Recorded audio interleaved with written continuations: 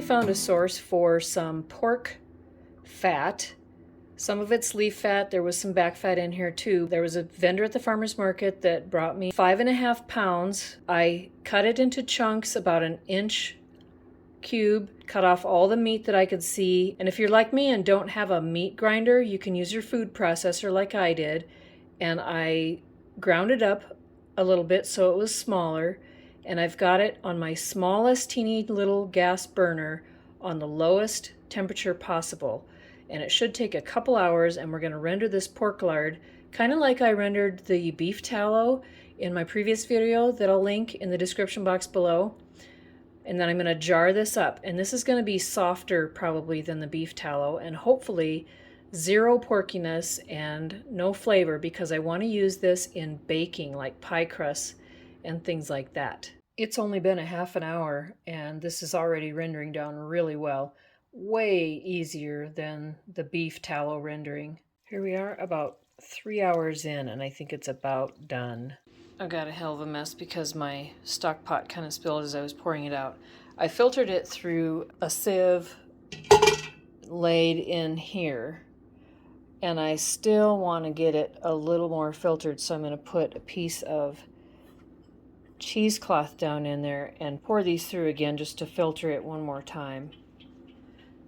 These are hot, so this will be interesting. I'm going to get something to hold on to that and filter them a little better, but they look pretty good. Alright, I've got my oven glove. We'll see how this does.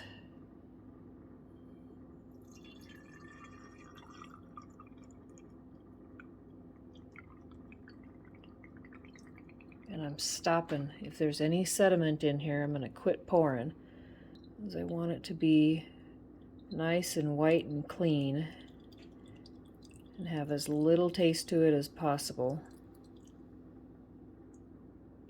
So we'll leave that sediment in that jar.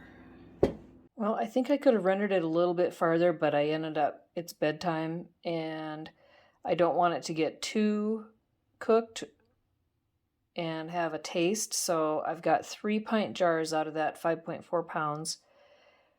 And I think it looks pretty good. It doesn't have a real porky smell to it, and it looks pretty clear. I ran it through the cheesecloth, and I'm just going to cap it and let it cool and see how hopefully really white it is and flavorless once it cools. They solidified overnight, and they're nice and white. They look beautiful. That was way easier than beef tallow for some reason. I'm going to finally use my lard that I rendered in a pie crust. I'm going to make a rhubarb blueberry galette in my cast iron pan in the oven. I've got my oven preheating to 350, a cup of flour, half a teaspoon of salt, half a teaspoon-ish.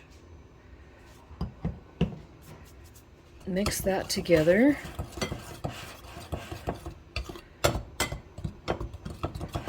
Getting a bowl of ice water going so that that water comes down to temperature and makes it really cold. For this single pie crust recipe, I just need 1/3 of a cup of lard. And we're going to cut that into our flour and salt mixture. I'm going to cut that lard into this flour with a pastry cutter until it's crumbly.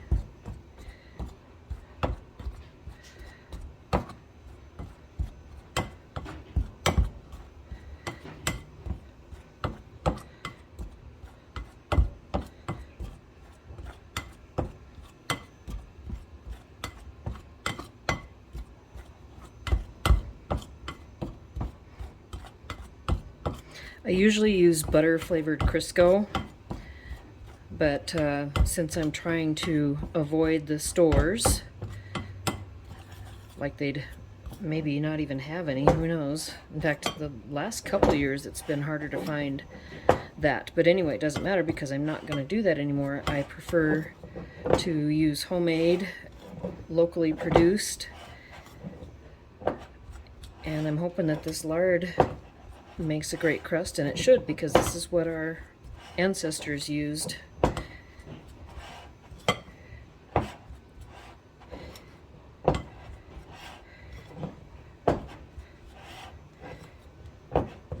Alright, I think that's good and crumbly. Now what I need is my fork and however many tablespoons of ice water it takes to get this to come together. I usually start with 2, and then just start tossing it with the fork. You don't want to mash it together, we're just getting it incorporated lightly by tossing it.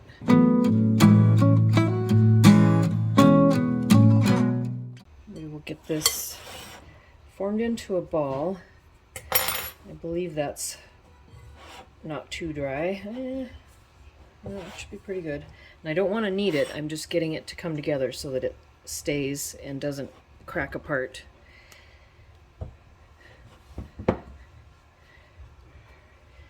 It's borderline, but it'll be good. I don't want it too wet. And then once I get it formed into a ball, I'm going to try to make a disc out of it and kind of firm up push in the edge at the same time so that it doesn't crack from the edges if I've got it a little dry.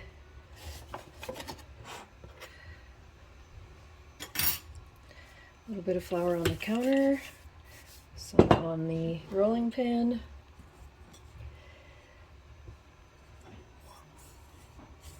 I'm going to save this bowl for my fruit mixture. If I can reduce the amount of dishes I have to wash all the time, that's better.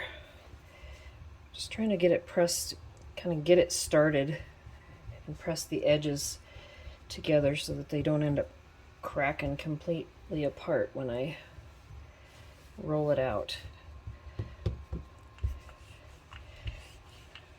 Ugh, touch dry.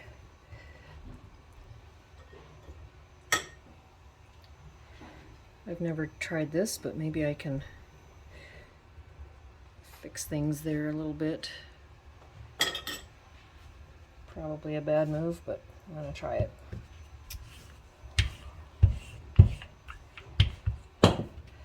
It's kind of sticking, so I'm going to flip it over again.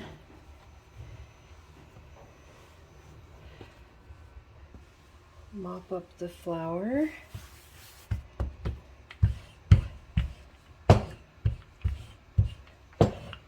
Come on.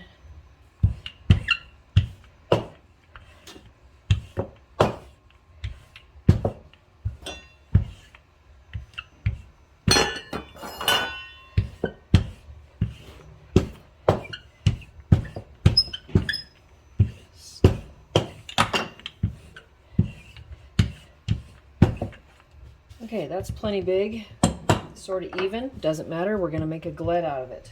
If you have a vintage wooden rolling pin like this, don't wash it. Just brush off the stuck-on bits and put it back in the drawer. And that'll maintain it better.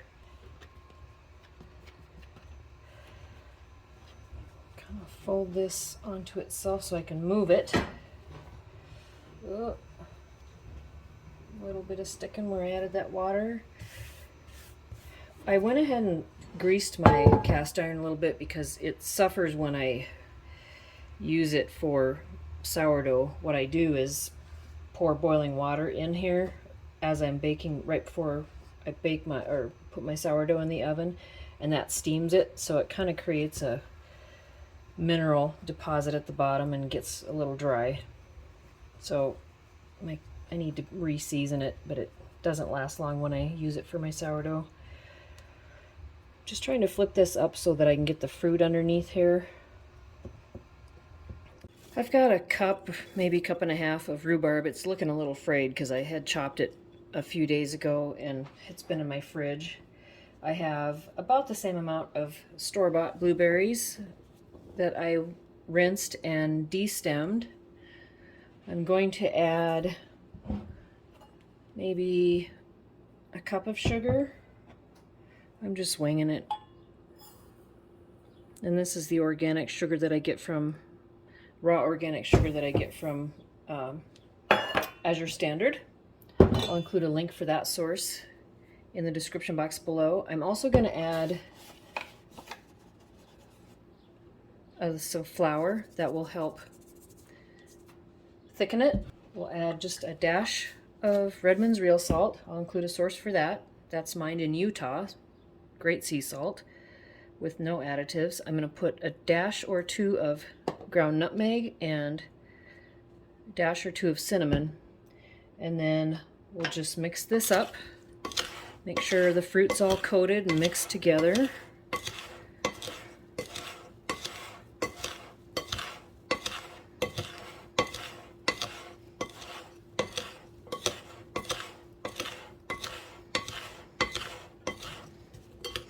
Should be good.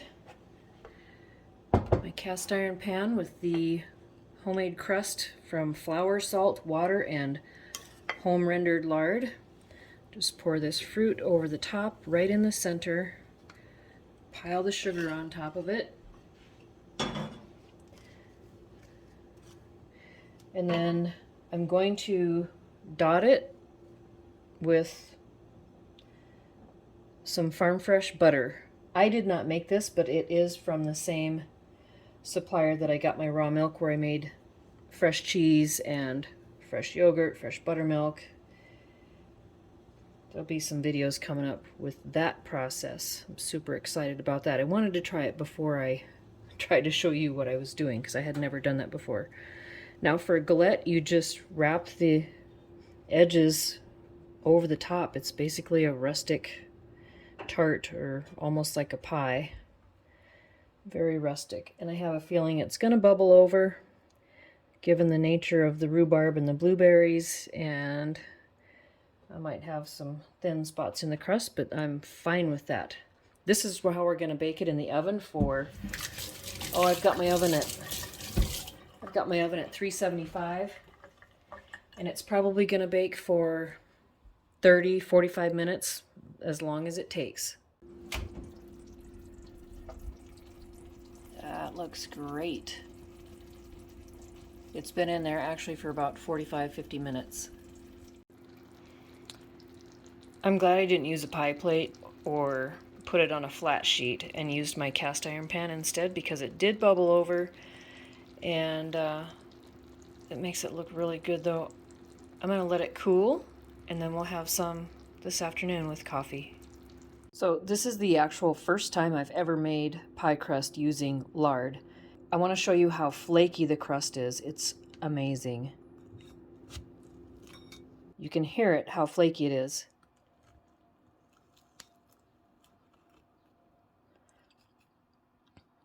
And it tastes so good.